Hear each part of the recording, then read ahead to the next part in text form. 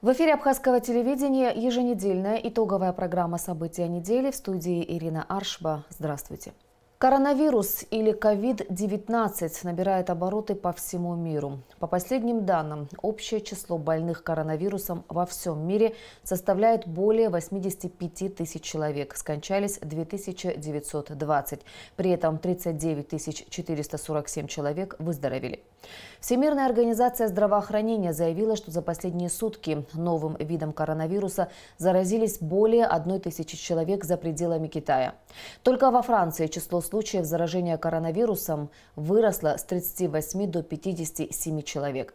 Ситуация с распространением заставляет власти многих стран отменять крупные мероприятия, экономические форумы, закрывать музеи, школы на карантин. ВОЗ допускает, что новый коронавирус может перерасти в пандемию. Об этом сообщил генеральный директор Всемирной организации здравоохранения Тедрос Адханом Гебрейсус. Помимо Китая, случаи заражения зафиксированы в США, Канаде, Германии, Франции, Италии, Австрии, Южной Корее, Сингапуре, Японии, Иране, Австралии, Малайзии и Таиланде. В настоящее время в список стран с высокой степенью риска входят 4 государства – Китай, Южная Корея, Иран и Италия. С 1 марта на КПП ПСО и КПП Ингур в связи с опасностью распространения коронавирусной пневмонии введены временные ограничительные меры по въезду и выезду иностранных граждан на территорию Абхазии. Согласно распоряжению исполняющего обязанности президента Абхазии премьер-министра Валерия Бганба, с 1 марта до 7 апреля ограничен въезд в республику иностранным гражданам и лицам без гражданства, за исключением граждан государств, с которыми установлен безвизовый режим. Министерство иностранных дел и Государственная миграционная служба в срок до 7 апреля должны приостановить выдачу виз. Государственной службе охраны поручено оказать содействие миграционной службе в реализации данного распоряжения. Контроль над исполнением возложен на генерального прокурора Абхазии. Вот за февраль месяц, за неполный февраль месяц уже не впустили 127 иностранных граждан на территорию Республики Абхазия. В основном это граждане Узбекистана, Таджикистана, Киргизии и Китая. То есть один гражданин Китая тоже пытался въехать на территорию Республики Абхазия. В год приблизительно приезжают от 3,5 до 5 тысяч иностранных граждан, то есть трудовых мигрантов. Что очень серьезно, все ответственно к этому относятся. Пограничная служба, таможенная служба, соответственно, мы никого не пропускаем. Даже вот есть у нас маршрут железнодорожного пути. Иностранные граждане думали, что они по этому пути могут пройти, но пограничная служба приводила их к нам, паспорта давали, мы их выдворяли. Между тем, в соседней Грузии также официально подтверждены случаи заражения новым типом коронавируса. В связи с этим Южная Осетия приняла решение о полном закрытии всех пунктов упрощенного пропуска на юго-осетино-грузинской границе. Что касается абхазо-грузинской границы по реке Ингур, то здесь также будет введен карантин, а выдача пропуска в Грузию для жителей Галского района уже приостановлена. Ограничения по пересечению границы коснутся и жителей других районов Абхазии. По противодействию распространения в республике коронавирусной инфекции создан межведомственный штаб. В его состав вошли Министерство здравоохранения, социального обеспечения, МЧС, СГБ и Генеральная прокуратура. В Абхазию в ближайшее время должны прибыть мобильные санитарно-эпидемиологические бригады со спецтранспортом, а также бригады врачей, эпидемиологов и инфекционистов Минздрава России. Кроме того, республике будет оказано содействие в обеспечении необходимыми медикаментами, расходными материалами, диагностическими тест-системами и средствами индивидуальной защиты. Бригада медиков санитарно-карантинного поста, работающая на границе по реке Ингур, с закрытием на карантин продолжит свою работу в усиленном режиме. Аналогичный санитарно-карантинный пост будет создан и на границе по реке Псоу. Необходимое оборудование для него, в том числе специальные тепловизоры, будут поставлены в республику в ближайшее время. Минздрав Абхазии также обратился за помощью к международным организациям ВОЗ, ООН и Евросоюзу.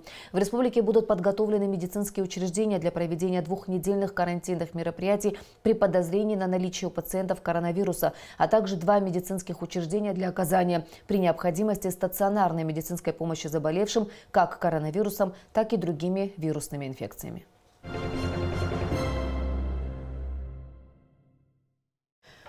Более 10 вопросов повестки дня рассмотрели члены правительства на заседании Кабинета министров Абхазии, которое состоялось 26 февраля. Был одобрен проект постановления о заключении соглашения о взаимном зачете в выслугу лет службы в таможенных органах Республики Абхазия и Российской Федерации.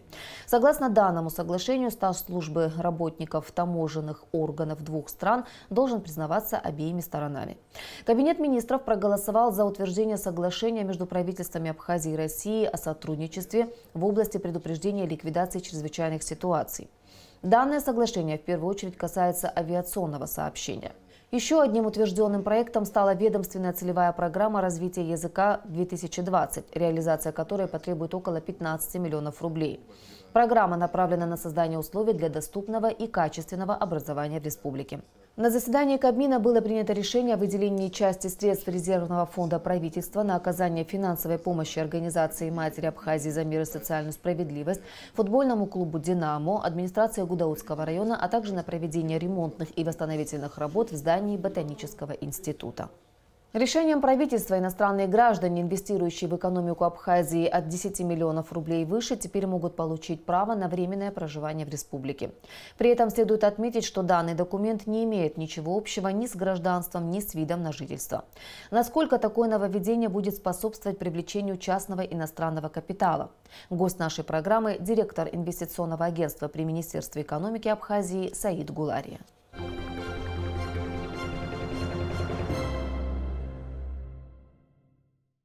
Саид, насколько, на ваш взгляд, решение о предоставлении права жительства лицам, которые решат вложить в экономику Абхазии от 10 миллионов рублей и выше, будет полезным?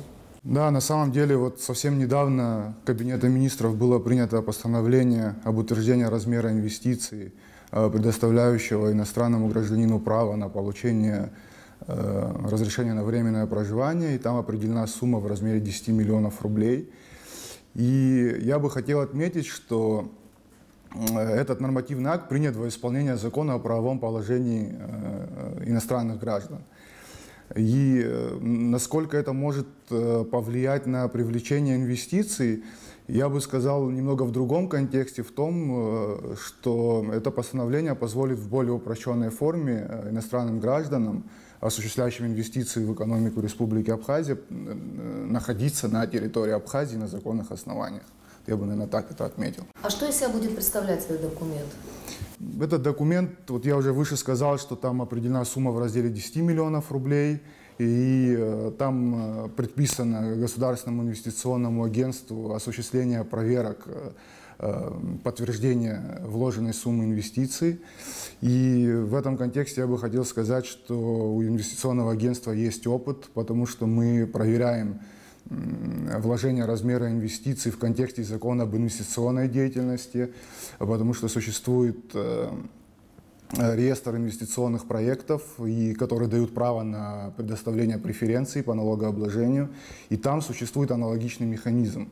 Он также есть правовая норма, в соответствии с которой инвестор должен подтвердить вложенную им сумму денег. И у нас есть в этом опыт, и я думаю, что мы сможем определять этот размер инвестиций и в законном порядке осуществлять норму, которая предусмотрена постановлением. А каким будет сам механизм оформления? И есть ли, допустим, какие-то ограничения в выдаче разрешения на жительство, например, гражданам каких-то определенных стран? Механизм будет заключаться в том, что инвестор, который сочтет для себя возможным вложение 10 миллионов рублей, он должен будет обратиться в Государственное инвестиционное агентство.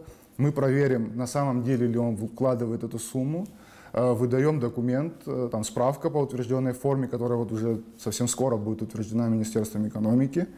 И этот инвестор может уже обратиться в органы, уполномоченные в сфере миграции, и ему будет выдаваться РВП. А вообще в вашей деятельности у вас есть какие-то ограничения в плане принадлежности к той или иной стране гражданина, который хотел бы инвестировать в экономику Абхазии? На практике, естественно, у нас больше людей, обращающихся для целей реализации инвестиций, граждан Российской Федерации. Но у нас также есть и турецкие граждане, которые работают в Абхазии вполне успешно. И сейчас очевидно, что условно говоря, не так много стран, граждан тех стран, которые вкладывают в экономику, это понятно, но большинство это вот граждане Российской Федерации и Турции. Теперь хотелось бы поговорить с вами немного о работе самого инвестагентства. Как вы можете вообще оценить работу агентства за последний период, вот в частности за последний год? Ну, процесс привлечения инвестиций в целом это достаточно комплексный процесс, и он не может рассматриваться абстрагированно от других сфер государственного устройства, государственной политики. И в этом контексте очень важны вопросы правопорядка, правоприменительной практики, судебной системы, качественного предоставления государственных услуг. И, кстати говоря, вот Министерство экономики в 2017 году мы подготовили законопроект о государственных услугах. Вот. И все эти вопросы очень важны в плане привлечения инвестиций. Но в том числе, вот, как вы понимаете, существует специализированное учреждение, это Государственное инвестиционное агентство, в задачи которого входит помощь инвесторам в реализации их задач на территории Абхазии. Это разные вопросы. Это вопросы правильного понимания законодательства Абхазии, оформления тех или иных документов, консультирования по различным вопросам и много-много других. И хочу добавить также, что вот мы занимаемся ведением реестра инвестиционных проектов. Какие бы я итоги подвел, я бы вот выделил, что вот буквально в 2019 году нами был также создан реестр инвестиционных предложений. Тут никогда не было в Абхазии, вот мы посчитали нужным, что такой реестр будет актуальным. В чем его суть? Это заключается в том, что любой гражданин Абхазии, который владеет в Абхазии законным имуществом, условно говоря, недвижимым, допустим, он может подать заявку на включение в этот реестр, и мы его публикуем на официальном сайте и стараемся под конкретный проект искать инвесторов. Ну а как показал себя вот реестр? Есть итог именно в плане реализации этого проекта? По нескольким проектам нам звонили, обращались на почту, но пока сказать о том, что тот или иной проект реализован, я не могу, к сожалению.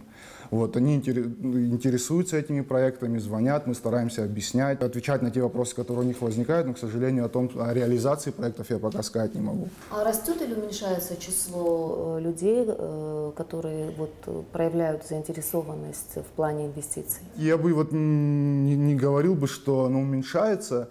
Вот. Но тут надо тоже, кстати, понимать, что не все инвесторы, которые работают в Абхазии, они обращаются в Государственное инвестиционное агентство. Есть люди, которые просто приезжают в Абхазию, вкладывают в бизнес, у них есть здесь знакомые, друзья и так далее, и они вместе реализуют тот или иной проект, и им просто нет необходимости обращаться в Государственное инвестиционное агентство. Вот. А так, в целом, по динамике я не сказал бы, что у нас есть заметный рост, но в то же время не могу сказать, что у нас есть отставание от предыдущих лет, допустим. При вашем посредничестве были запущены те или иные предприятия. Вот их дальнейшую судьбу, их деятельность вы отслеживаете? Да, если к нам обращаются по тем или иным вопросам, конечно же, мы стараемся помогать. Возникает вопрос юридического характера, практического характера, и мы стараемся оказывать помощь в той компетенции, которая у нас есть. Вот. И в этом смысле у нас нет никаких проблем. Вот, мы стараемся практически в режиме онлайн консультировать. А если в Абхазии открыть производство той или иной продукции и обеспечить экспортоориентированность этой продукции, то, я думаю, никаких проблем не будет. Почему? Ну, потому что в Абхазии очень либеральная система и налогообложения, и инвестиционной политики, вот, инвестиционного законодательства. Я вот говорил о том, что и существует закон об инвестиционной деятельности, и он предоставляет значительные преференции по реализации того или иного инвестиционного проекта. Там есть норма, обеспечивающая освобождение от налога на прибыль и налога на имущество до 100% на срок до 7 лет, либо до момента окупаемости проекта. Вот. Это, на мой взгляд, значительные преференции для инвесторов иностранных. Также у нас и вполне либеральное налоговое законодательство. Вот. И, на мой взгляд, если обеспечить нормальный менеджмент и экспортоориентированность продукции, то вполне возможна реализация успешного проекта, производственного проекта на территории Абхазии.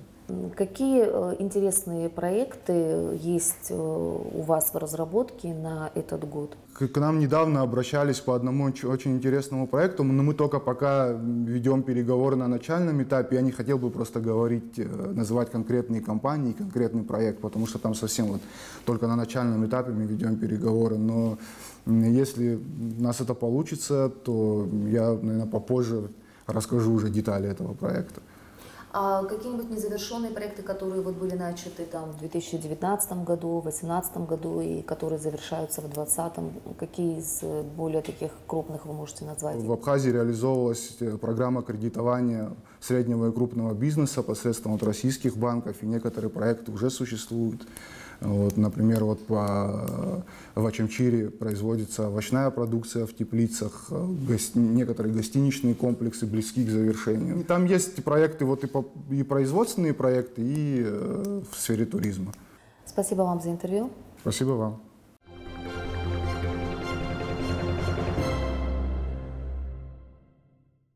В последнее время внимание общественности вновь приковано к тому, что происходит в селе Окум Тхуарчалского района. Несколько дней назад на территории, прилегающей к Окумской скважине, начались какие-то работы, которые, впрочем, неожиданно быстро завершились. После этого на место выехали члены депутатской комиссии по вопросам добычи углеводородного сырья на территории Абхазии, чтобы узнать, что же там происходит. Одним словом, вопросов много, ответов нет. В теме попыталась разобраться Алика Трапш. Вопрос предполагаемой добычи нефти в Абхазии вновь актуализировался. В последние дни в нашем обществе стали обсуждать якобы уже начавшуюся добычу нефти в Тхуарчалском районе. Безусловно, есть как противники, так и сторонники данного предприятия. Чтобы разобраться в сложившейся ситуации и своими глазами увидеть картину происходящего, мы приехали в село Окум. На момент приезда нашей съемочной группы на прилегающую к Окумской скважине территорию мы не обнаружили ни одной единицы спецтехники. Единственное, что здесь стояло, это небольшой домик с разбитыми стеклами. Людей мы не встретили. Но буквально несколько дней назад картина на Окумском месторождении была иная. Наши коллеги из информационного агентства Яшера успели заснять, как сюда завезли некую технику и большую цистерну. Установили домики и явно готовят к началу каких-то работ. После этого группа депутатов, в частности члены парламентской комиссии, выехали на место с нашими коллегами уже из телеканала Абаза ТВ и пообщались с руководством Апсны Ойл. Они пока не получили лицензию на ввоз необходимых реагентов для дальнейших работ. Они эту технику, как нам сказал директор и главный их инженер, эта техника, которая завозится, здесь устанавливается, это необходимо для получения всех остальных бумаг, начиная с лицензии. Речь не идет о добыче. Речь идет, вот согласно программе поисково-оценочных работ, у них вот задача стоит после получения лицензии на ввоз необходимых веществ, они должны вскрыть существующую разведывательную скважину и осмотреть состояние данной скважины и провести какие-то свои изучения. Дальше, после этого, оно будет обратно законсервировано и начнутся работы по проведению сейсморазведывательных работ.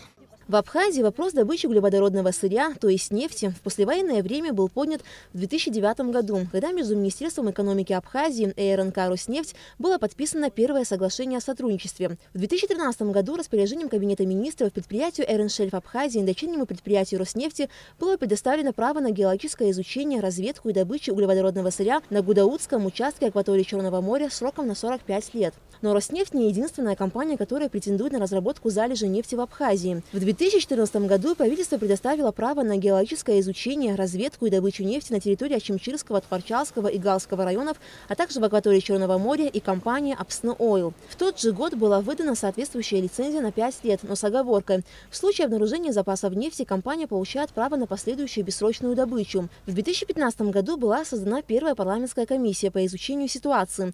Однако в силу ряда обстоятельств работа комиссии была приостановлена. Созданная в 2019 году новая комиссия в течение 3 месяцев должна была изучить вопросы экономической эффективности и экологической безопасности геологического изучения, разведки и добычи углеводородного сырья на территории Абхазии. Парламентскую комиссию возглавил депутат Астамур Тарба. Большой объем работы проведен, собрано много материалов.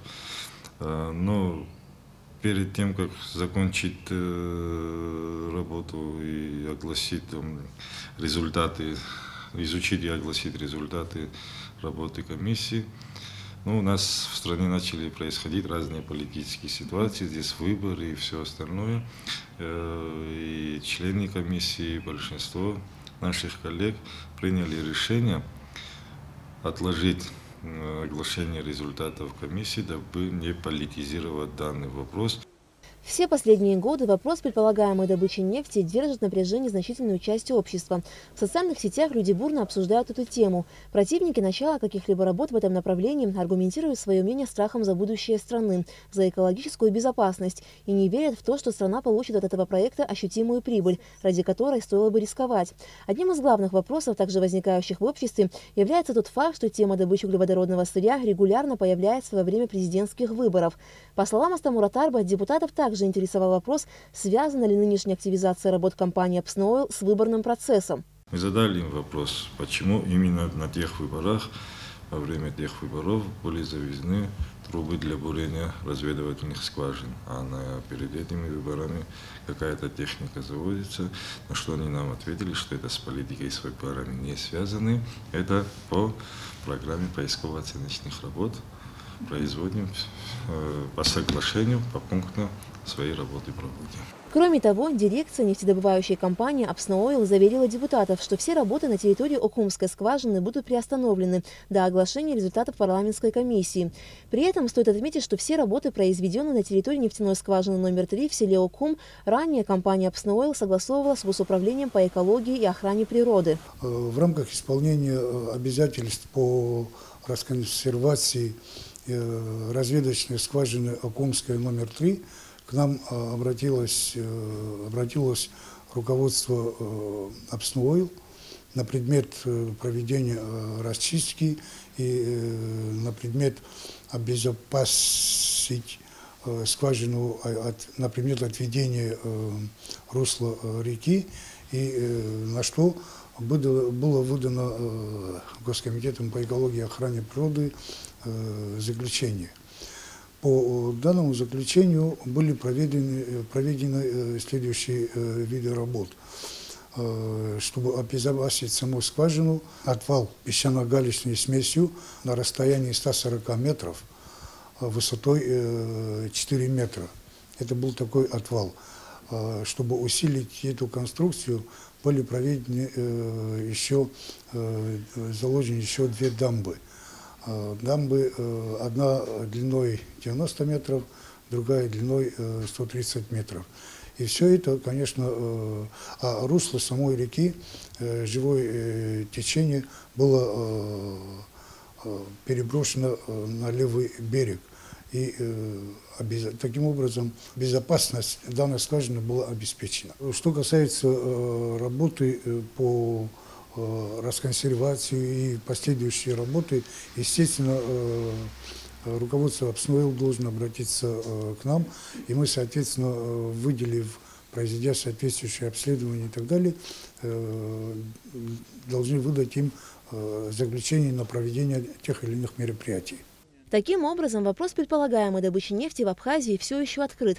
Возможно, парламентская комиссия поставит все точки над «и», так как только депутаты могут внести изменения в уже подписанный договор и даже наложить мораторий на проведение любых геолого-разведочных работ. И хотя все сроки работы комиссии вышли, депутаты намерены продлить ее действие и продолжить изучение вопроса. Аля Катрап, Степан Мартиросян для событий недели. В Абхазском государственном университете открылась отчетная научно-практическая конференция. В научном форуме, который будет работать в течение 2 недель, примут участие абхазские ученые, преподаватели, иностранные гости и, конечно же, студенты АГУ. Главная тема конференции – актуальные проблемы экономики и управления в современной Абхазии. Для участия в форуме в Сухум приехал доктор экономических наук профессор Яков Ядгаров. На базе АГУ проводится масса исследований и конкурсов экономической направленности, в которых абхазские студенты проявляют себя на высоком уровне. В этой работе Яков Ядгаров принимает непосредственное участие. О конференции, которая проходит в эти дни, и об успехах студентов университета на различных международных площадках профессор рассказал в интервью нашей программе. У нас есть соглашение о дружбе, сотрудничестве между Абхазским госуниверситетом и нашим финансовым университетом. И согласно этому договору я приезжаю как приглашенный профессор. У нас ряд мероприятий. Ну, в частности, я уже несколько лет кряду приезжаю сюда в качестве председателя ГЭК и ГАК. Принимаю государственные экзамены и защиту выпускных квалификационных работ. И еще одно мероприятие, которое меня очень-очень радует, это международная конференция экономическая, в рамках которой мы делаем выездное заседание именно в Абхазском госуниверситете, в Сухуме. И в этом мероприятии участвуют и ученые, преподаватели Абхазского госуниверситета. Сейчас я приехал уже не в первый раз, чтобы провести цикл занятий по магистерской дисциплине «История и методология экономической науки». И, пользуясь случаем, хочу сказать, что мне очень приятно работать с здешними студентами. Будущее Абхазии очень-очень талантливая молодежь. По окончании бакалавриата пошли в магистратуру. Вы, наверное, можете наблюдать какие-то положительные тенденции, да, в работе университета или, может быть, какие-то интересные проекты?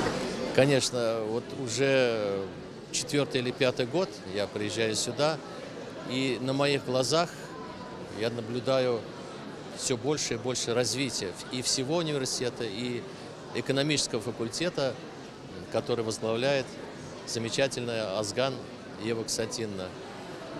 Я очень признателен ректору Говорами Олегу Алексеевичу за то, что он со своей командой, ну, вот ведет университет,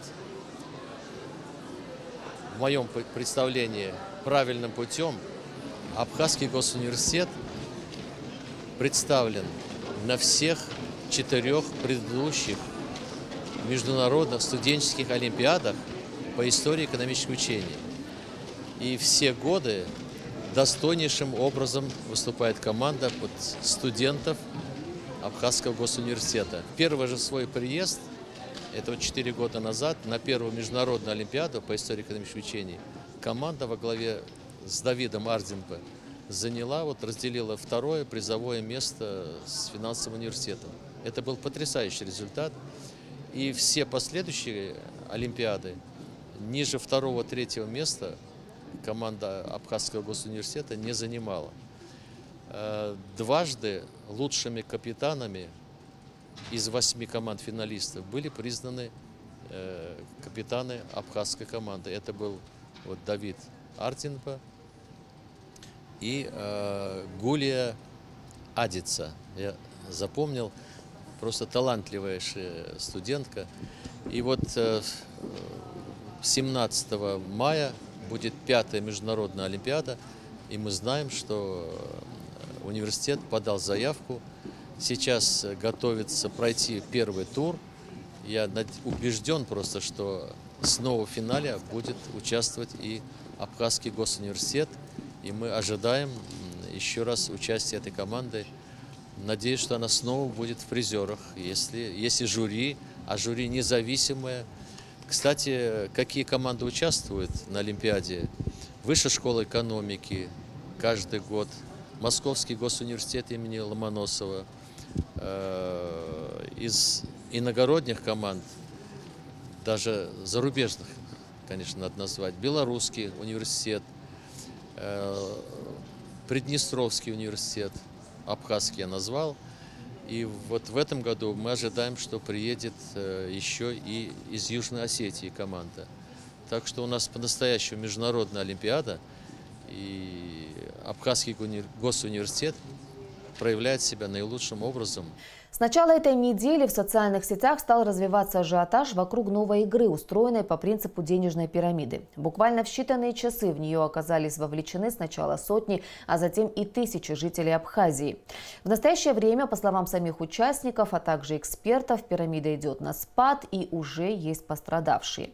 Если еще остались те, кто хочет испытать удачу и принять участие в довольно подозрительной авантюре, им будет полезно посмотреть наш следующий репортаж. Ты играешь в пирамиду? Сыграем в пирамиду. Мой друг уже выиграл, 2 раза выиграл. Давай в пирамиду, всего 1000 рублей. За последние дни мой телефон буквально разрывался от подобных сообщений. Первая мысль, которая приходит в голову, а почему бы не сыграть? 1000 рублей не такая большая сумма. В принципе, я могу себе позволить рискнуть на нее. Но дальше мы узнаем условия. Чтобы выиграть, надо пригласить в игру 8 человек. То есть тем или иным способом сподвигнуть людей к риску. Лично меня такое условие смутило. А вас? О том, что пирамидная мания за последнюю неделю охватила многих жителей Абхазии, известно всем. Однако сами участники рассказывать о своих выигрышах, которыми они успешно хвастаются в реальной жизни, наотрез отказываются. С чем это связано, мы постарались спросить у них самих, но ответом стало стеснительное пожимание плечами. Неужели это чувство ответственности за тех, кто оказался вовлечен в денежную игру, которая неминуемо ведет к проигрышу и потере? А вот кто окажется в дураках? Возможно, это друзья и близкие тех, кто успел наживиться на доверии. Я думаю, что все уже слышали про эту пирамиду. Даже те, кто все усилия приложили, чтобы не услышать, уже у всех на слуху. Касаемо моего мнения об этом, я считаю, что ни к чему хорошему это не приведет. Вообще слова «пирамида» и «финансы» в одном предложении уже внушают недоверие. Почему это так популярно в стране? Я думаю, просто у нас национальная идея не работать и получать деньги, поэтому все сейчас похватились, как бы этим заняться, как бы поднять деньги. Мысль о том, что вовлекая друзей и знакомых в пирамиду, вы в той или иной степени подставляете их, не доставит порядочному человеку особого удовольствия от выигрыша, ведь может случиться так, что разделить свою радость будет не с кем. Обратили внимание на подобный ажиотаж вокруг пирамиды и специалисты финансовой сферы, тем более, что в современной истории уже были известны подобные экономические предприятия, которые оставили неоднозначные воспоминания в памяти людей. Как и любая финансовая пирамида, данная затея ничем не отличается от предыдущих. Вот вы упомянули здесь печально известный МММ. Что их объединяет? В первую очередь то, что по итогу, по ее завершению, очень много пострадавших в финансовом плане и мизерное количество людей, которые получили там некую прибыль. В условиях Абхазии, где все друг друга знают или приходятся, если не близкими, то дальними родственниками, такая финансовая махинация неуместна даже с точки зрения национальной этики. Здесь эту финансовую пирамиду можно назвать «подставь друга» или «подставь товарища», потому что все просят друг друга вступить в нее, и чем больше участников, тем больше будет пострадавших. Я бы, наверное, разделил участвующих в данной финансовой, так скажем, затее на 2 категории. Первые лица – это те, кто любой ценой хотят поучаствовать в каком-то высокорисковом предприятии, ввязаться в нее и постараться получить некую выгоду. А вторая часть – это те люди, которым стыдно отказать своим друзьям, знакомым. И вот они тоже оказались втянуты в эту, так скажем, непонятную аферу, результатом которой станет то, что они останутся без вложенных средств. Не только не получат какие-то сверхприбыли, но и останутся без тех средств, которые туда вложили. Поэтому я бы рекомендовал воздержаться от участия в подобного рода затеях. По словам экспертов и данных статистики, подобного рода пирамиды имеют особенность быстро захватывать общественное внимание и возрастать, но также стремительно они разрушаются. Правдивость этого доказывают события последних часов. Пирамида разрушилась, получается. Поздравляю всех, мы все в минусе. И хорошо, что 1 миллион не вложили. А так все хорошо вчера шло. И на тебе. Будем тут неделями сидеть, пусть возвращают деньги. Просто верните и все. Найти человека несложно. Принцип пирамиды построен на простом доверии. То есть в случае проигрыша вы не сможете вернуть вложенные средства законным путем. Осознавая этот момент, многие люди отказываются от участия в такой авантюре. Раньше тоже слышала, тоже не интересовалась. Потому что это как бы лотерея, это я не доверяю.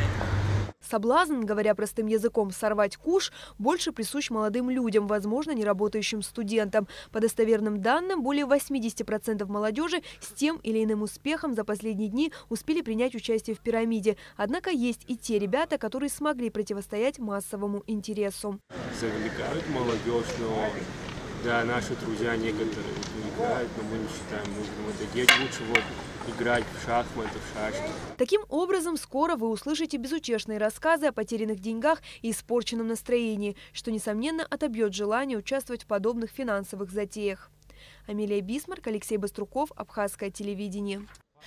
1 марта на площади Свободы в Сухуме состоится масленичная ярмарка. Организаторы обещают развлекательные мероприятия, горячие блины и напитки. Ярмарка начнет свою работу в 12 часов дня. В программу праздника войдут выступления музыкальной группы «Скала», детская программа. И в финале мероприятия состоится главное действо масленицы – сжигание чучела. В ярмарке примут участие абхазские производители, у которых каждый сможет купить понравившуюся продукцию. Обязательным условием участия в ярмарке является производство продукции на территории Абхазии. А 3 марта в Центральном выставочном зале Союза художников Абхазии откроется ежегодная весенняя выставка, на которой будут представлены работы молодых абхазских художников и признанных мастеров в жанрах живописи, графики, керамики и скульптуры. Такими были события уходящей недели. Какими они будут, мы обязательно расскажем в следующей программе. Всего доброго.